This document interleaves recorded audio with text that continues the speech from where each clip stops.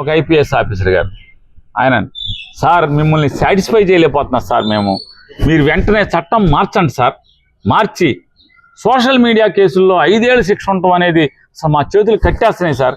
YCP వాళ్ళని మేము control చేయలేకపోతున్నాం సార్, వాళ్ళు అసలు మమ్మల్ని లెక్క చేయట్లేదు సార్, మేము భయపెట్టినా కూడా భయపడట్లేదు సార్, వెంటనే ఉరిశిక్ష పెట్టేయండి సార్, సోషల్ మీడియాకి ఉరిశిక్ష చట్టం మార్చేయండి సార్, మార్చేస్తే మిమ్మల్ని సాటిస్ఫై చేయగలనని ఐపీఎస్ మళ్ళీ మామూలు చిన్న ఇదేం మామూలుగా డిఎస్సీ లాగా పేకాట ఆటి ఈ ఆటలతో వచ్చి దొంగతనంగా వచ్చిన వాళ్ళు కాదు వీళ్ళు.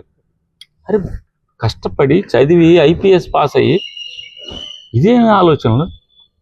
ఇక ప్రజాస్వామ్యం, రాజ్యాంగం, మానవ హక్కులు ఏం లేవు, సోషల్ మీడియా పోస్ట్కి ఉరేసేయాలా? ఉరిశిక్ష పెడితే బాగా సాటిస్ఫై చేస్తారా మీరు? ఇట్లాంటి ఆఫీసర్లను పెట్టుకుని లా అండ్ ఆర్డర్ని కంట్రోల్ చేస్తారా? రాజమండ్రిలో 2 తాగుబోతులైనటువంటి తెలుగుదేశం పార్టీ కార్యకర్తలు ముక్కుపచ్చలారనటువంటి ఎంతో ఉజ్వల భవిష్యత్తు ఉండి ఎంతో మంది ప్రాణాలను నిలబెట్టాల్సినటువంటి ఒక డాక్టర్ కారుతో గుద్దితే వెనక్కి తిరిగి చూసిందని చెప్పని తొక్కిచ్చి చంపితే ఏం కేసు కట్టారు? 4 రోజులు మీడియాలో రాదా? అసలు మీడియాలో రాదా? 4 రోజులు కేసు, పిచ్చి కేసు కడతారా? యాక్సిడెంట్ కేసు అని.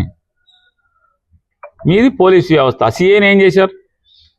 రాజమండ్రిలో ఆ ఎమ్మెల్యేకి వీర విధేయుడై ఎమ్మెల్యే మాట జవదాచకుండా, ఆఖరికి ఐజీ మాట కూడా లెక్క చేయకుండా, ఐజీని కూడా లెక్క చేయకుండా, భయం భక్తి కూడా లేకుండా, పోలీసు వ్యవస్థలో హైరార్కీ ఉన్నటువంటి భయం భక్తి లేకుండా ముక్కుపచ్చలారినటువంటి ఉజ్వల భవిష్యత్తున్న డాక్టర్ని, ఒక ఆడపిల్లని తొక్కిచ్చి చంపితే 2 తాగుబోతులు గంజాయి తాగి, గంజాయి లేదని చెప్తారు, ఎక్కడ పడితే అక్కడ గంజాయి చిత్తూరు జిల్లాలో గంజాయి బాగా తాగి పోలీసుల్ని కాలర్ పట్టుకుని తంతే, కత్తి తీసి ప్యాష్కోప్ తీసి పొడవబోతే దిక్కులేదు. ఈ రాష్ట్రంలో దిక్కులేదు.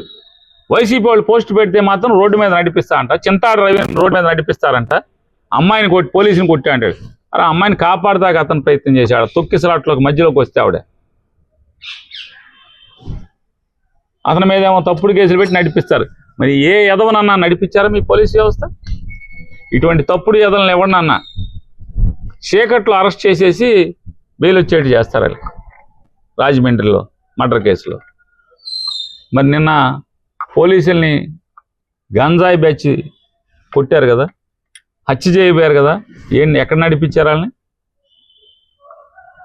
ఈ రాష్ట్రంలో లా అండ్ ఆర్డర్ ఉందా అని అడుగుతున్నాను నారా చంద్రబాబు నాయుడు గారిని. లా అండ్ ఆర్డర్ని సర్వనాశనం చేసి, ఇంకా మహిళలకు రక్షణ అంటే ఏం రక్షణ? దిశా చట్టాన్ని విడ్రా చేసి మహిళలకు రక్షణ అని చెప్పండి ఈయన. శ్రీరంగ నీతులు ఎవరు చెప్తారండి? తప్పుడు పనులు చేస్తా ఇట్లా మీరు?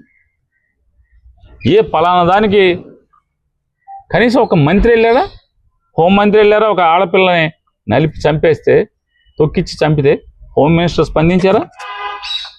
ఒక ఆడకూతురు కదా హోమ్ మినిస్టర్, రాజమండ్రి వెళ్ళారా? పవన్ కళ్యాణ్ గారు అమ్మాయి చచ్చిపోయాక ఆయన ట్వీట్ చేస్తాడు, ఏంటి కఠినంగా శిక్షిస్తాను. ఏం కఠినంగా శిక్షిస్తారు? ఏం చేస్తారు? ఆ జైల్లో ఉంటే ఏం కేసు కట్టాడు మీ సిఐ? ఆ సిఐ మీద ఏమైనా యాక్షన్ తీసుకున్నారా? ఆయనకి ఉప ముఖ్యమంత్రి గారికి పేకాట ఆడితే కోపం, భీమవరంలో పంచాయతీ చేస్తే కోపం. అంటే ఈయనకి నచ్చని, ఈయన తెలిసిన ఊళ్ళో ఈయనకి తెలిసిన వాళ్ళకి ఎక్కడ అన్యాయం జరిగితే మాత్రం స్పందిస్తారు. మరి ఆడపిల్లల గురించి 100 మీటింగ్లు చెప్పారు, ఎక్కడ మీరు వెళ్ళరా? ఇప్పుడు టాప్ ఎక్కువ టాప్ దిగో వెళ్ళాలి కదా. సుగాలి ప్రీతి కనపడుతుంది, అందరు కనపడతారు, మీరు పార్టీ సుగాలి ప్రీతి కోసం పెడతారు. ఇవాళ తల్లి ఏడుపు అరణ్య నిరోధనం. ఇంకేమైనా జగన్మోహన్ రెడ్డి ప్రభుత్వం అంటే 2017 జరిగి అలా సాక్ష్య సేకరణ అంతా కూడా 2018, 17, 18 మీ ప్రభుత్వం జరగటండి. ఇవాళ అయ్యా కాకి బట్టలకి పొరుగు ఎంతమంది ఈ రకమైన ఈ భజన ఏంటి అసలు? రాజకీయ నాయకుడికి అసలు మామూలుగా తెలుగుదేశం ఎమ్మెల్యేలు అంటున్నారంట.